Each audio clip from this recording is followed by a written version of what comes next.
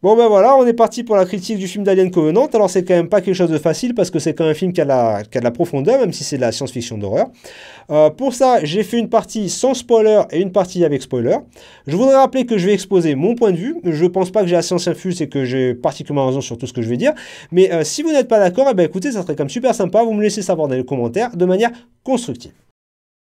Alors quand j'ai fait le cours pour être instructeur de vol, on m'a appris qu'il fallait d'abord commencer par expliquer à l'élève ce qu'il avait réussi et après passer à ceux qui n'avaient pas réussi. Et c'est exactement la structure que je vais appliquer à cette vidéo, c'est-à-dire que je vais commencer par parler des points positifs avant de parler de ce qui m'a déplu. Alors les points positifs, il y en a évidemment un paquet, à commencer par Ridley Scott qui nous offre une réalisation impeccable.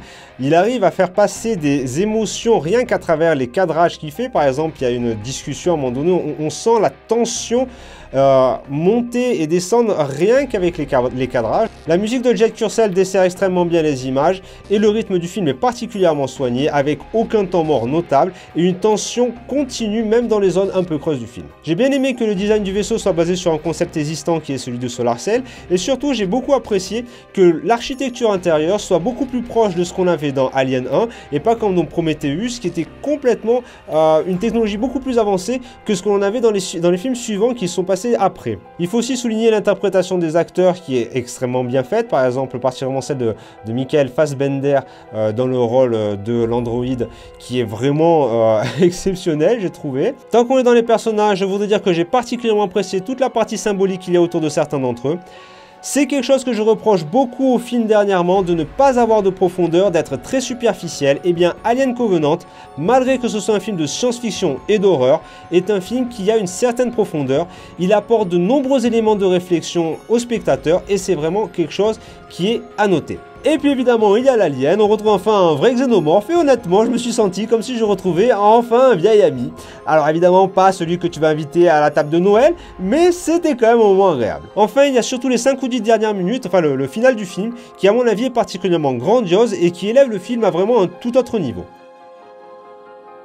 Mais le film n'est pas exempt de défauts et à mon avis les deux plus gros qu'il a c'est que 1. Les personnages sont cons et sous-exploités et 2. Il ne tient pas ses promesses. Alors quand je dis que les personnages sont cons, c'est que par moments leurs attitudes ne sont pas du tout naturelles et en plus on retrouve un petit peu le syndrome de la blonde dans les slashers. Oh non! Le monstre qui a tué Mike et tous mes amis est prisonnier dans la cave. Qu'est-ce que je peux faire? Je vais descendre, mais avant je vais prendre une arme. Et là, eh bien, je dirais que c'est la première promesse que le film ne tient pas. Et quand je parle de promesse, je veux dire que quand on va voir un alien, depuis les premiers épisodes, on s'attend à voir un groupe de personnes qui essaient de lutter de manière intelligente et logique face à la menace que pose l'alien.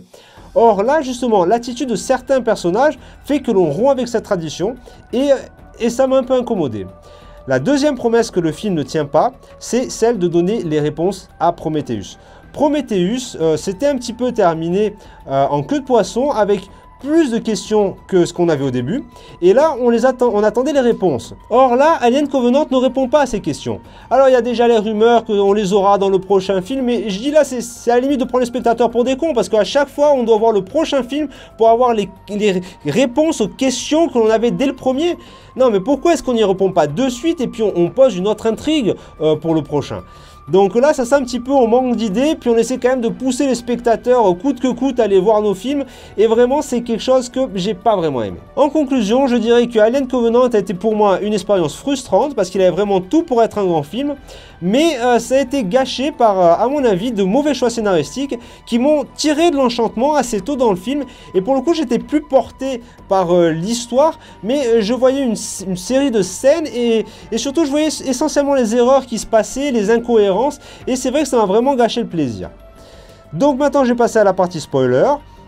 Si vous n'avez pas encore vu le film, vous pouvez vous arrêter là et revenir après, et surtout n'hésitez pas pour me laisser un commentaire et me dire ce que vous avez pensé du film. Bon, pour cette partie avec spoiler, je vais reprendre le même système, c'est-à-dire je vais commencer par les points positifs et après je vais passer par les points négatifs. Alors, ce que j'ai vraiment trouvé exceptionnel, c'est le miroir que fait la dernière scène avec la première scène. Ça, j'ai trouvé que c'était vraiment du pur génie. Ce moment où il rentre avec l'entrée des dieux au Valhalla de Wagner, justement là où il y a tous les embryons et où justement il place les deux embryons de Facehugger avec les autres embryons humains. J'ai trouvé ça exceptionnel, surtout que la musique est le parfait reflet de la première scène, où justement dans la première scène il y a Wayland. Donc en fait c'est la première scène où Wayland lui dit justement que le choix de la musique n'est pas la meilleure, puisque au piano, comment il dit ça, je ne me rappelle plus, enfin ça fait un peu pauvre en gros. Et là donc ils reprennent exactement cette scène, enfin cette musique, sauf que cette fois on voit que justement c'est l'orchestre au complet, et cet orchestre se reflète dans tous les colons qui sont là endormis et qui vont en fait donner des, comment ça s'appelle, des milliers d'aliens. Donc j'ai trouvé que c'était vraiment très bien fait. La deuxième chose que j'ai trouvé exceptionnelle, c'est l'utilisation des symboles qui donne une toute autre profondeur au film.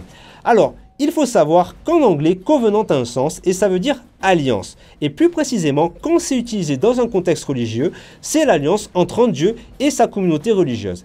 Et plus exactement, dans la religion judaïque, il y a le covenant de David qui établit que David et ses descendants seront les rois du royaume d'Israël. Et là, d'un seul coup, ça présente le personnage de David sous une perspective totalement différente. Quand il a choisi ce nom, est-ce qu'il avait déjà en tête d'un jour dominer les humains? Qui vont être ses descendants? Est-ce que ça va être les aliens ou est-ce que ce sont les autres synthétiques? Bon, mais alors évidemment, comme je dis dans la première partie, il y a tout qui est pas rose. Et le premier truc, moi, qui m'a fait tiquer, c'est l'histoire du second qui est pas foutu de gérer une équipe de 4 gugus, quoi. Je veux dire, je sais pas, t'es une compagnie qui est en train de monter une expédition qui va amener près de 2000 personnes sur une autre planète. Le minimum, c'est que tu mets des membres d'équipage, quoi, tu vois, qui ont une hiérarchie, qui sont bons, quoi, tu vois, qui sont normaux. Je veux dire, le second aux commandes, il est censé remplacer le capitaine. Donc, tu mets quelqu'un qui a un certain leadership. Tu mets pas le premier pecno qui passe, et puis surtout qui sait qu'il n'est pas foutu de gérer ces gars-là. Et puis son attitude aussi est complètement ridicule, quoi. Ils viennent de perdre leur pote. Je veux dire, c'est évident que les gars vont leur faire un enterrement. Je veux dire, pourquoi de seul coup le gars il dit non, je vais pas le faire? Il sait déjà qu'il a pas la cote, et puis en plus il se les fout tous à dos rien qu'avec cette attitude. Donc ça déjà, moi, là j'ai regardé, je fais mais c'est du n'importe quoi. Alors après, t'as une histoire aussi que j'ai pas compris, c'est quand il dit il m'aime pas parce que j'ai la foi. Ça sert à quoi après dans le film ça? Ça c'est le truc dans le film, il l'utilise plus. Je veux dire, il y a un autre moment là où il est avec David, il dit qu'il a vu le diable quand il était petit, mais ça sert à rien. Dans le film, ça sert absolument à rien. Moi, j'ai vu aucune utilité. Alors, c'est quand même un élément, quand on t'annonce quelque chose comme ça, aussitôt dans le film, tu t'attends à ce que ça ait des conséquences. Mais là, j'en ai pas vu une seule, quoi. Le gars, il a dit ça crée un moment de tension, et ça s'arrête là. Donc ça j'ai trouvé que c'était super bien exploité. Et puis alors après aussi, t'as l'histoire du signal. Alors en fait, l'histoire du signal, c'est... Les gars, ils reçoivent un signal. Alors, le gars, il reçoit un signal sur son casque. Ok? Mais comment ils font pour localiser? Parce que dans Alien 1, là, je veux dire, je vais avancer un petit peu le truc, là. Dans Alien 1, c'est un signal qui est continu et le vaisseau est en déplacement. Donc, ils arrivent quand même plus ou moins à faire une triangulation. Mais là, le gars, il a eu un élément ponctuel. Il a reçu sur son casque. Le vaisseau, qui n'a pas bougé entre-temps, ne l'a pas reçu. Donc, à partir du casque, comment ils font pour déterminer la localisation du signal? Bon, et puis alors après, là ça continue, c'est-à-dire que, ouais, ok, ils découvrent une planète qui est habitable, qui est peut-être même mieux que leur destination, ils ont un petit peu tous les chocottes, donc je comprends qu'ils veulent y aller.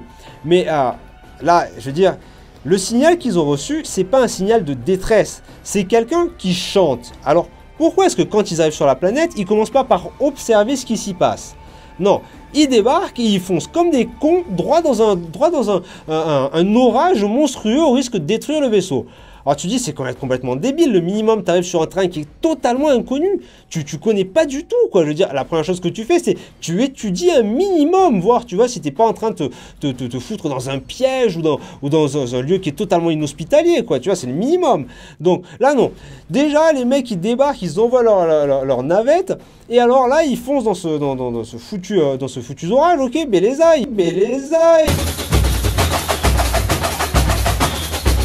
Pardon. Ok, comment ça s'appelle?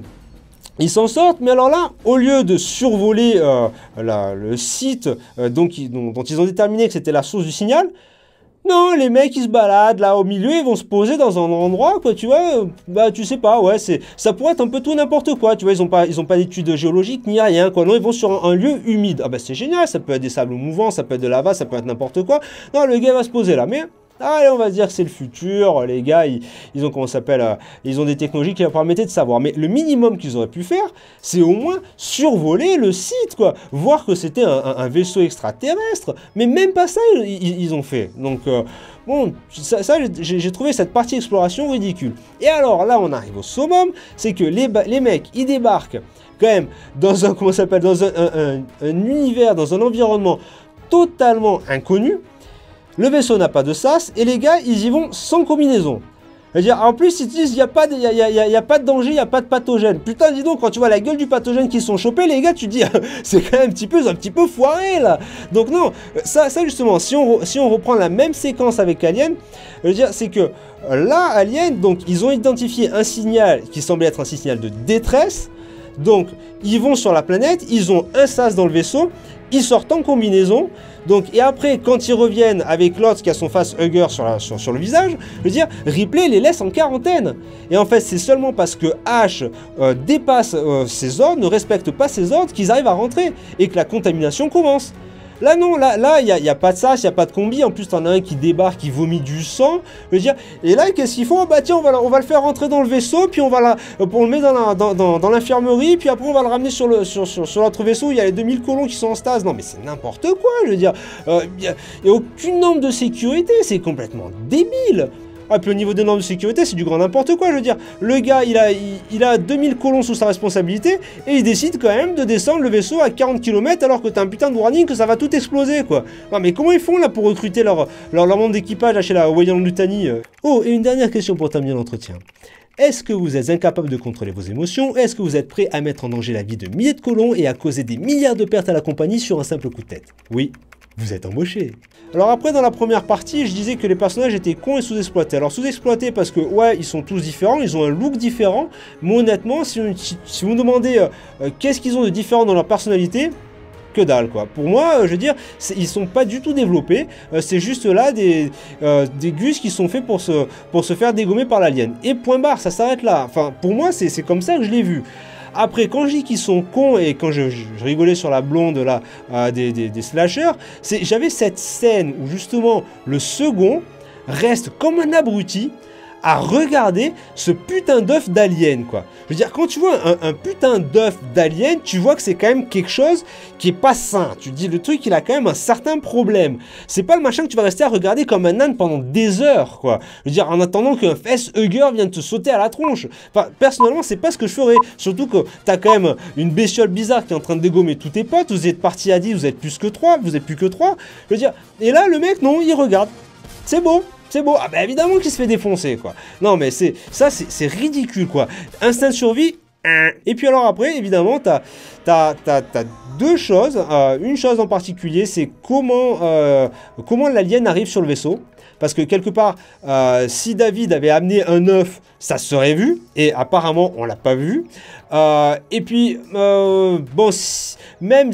Comment est-ce qu'il a fait pour incuber, quoi? Parce que on n'a pas d'indication de temps, mais ça paraît quand même assez rapide entre le moment où ils arrivent et le moment où l'alien commence à dégommer tout le monde, quoi. Donc c'est ça, j'ai pas compris, c'est assez incohérent de ce côté-là. Et puis enfin, la dernière chose que j'ai pas aimé, c'est que justement il y a ce côté avec David et Walter.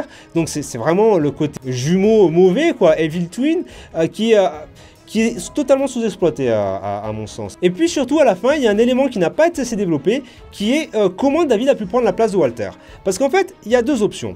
L'option 1, c'est que David a simplement vaincu Walter, donc bah voilà, il a été plus fort et point barre. Et l'option 2, qui présente la relation entre les deux sous un angle totalement différent, c'est que Walter a laissé librement sa place à David. Dans ce cas, leur relation prend presque un aspect biblique, avec David dans le rôle d'Ève qui présenterait à Walter le fruit défendu qui est le pouvoir de création, et Walter qui, comme Adam, commettrait alors le péché originel en acceptant ce don et en se rébellant contre ses créateurs qui sont les humains. Donc voilà, j'espère que vous avez aimé cette vidéo. Si c'est le cas, lâchez-moi un petit pouce bleu. Si vous avez une opinion différente, laissez-moi un petit commentaire. J'adorerais pouvoir discuter avec vous de ce film. Amusez-vous bien!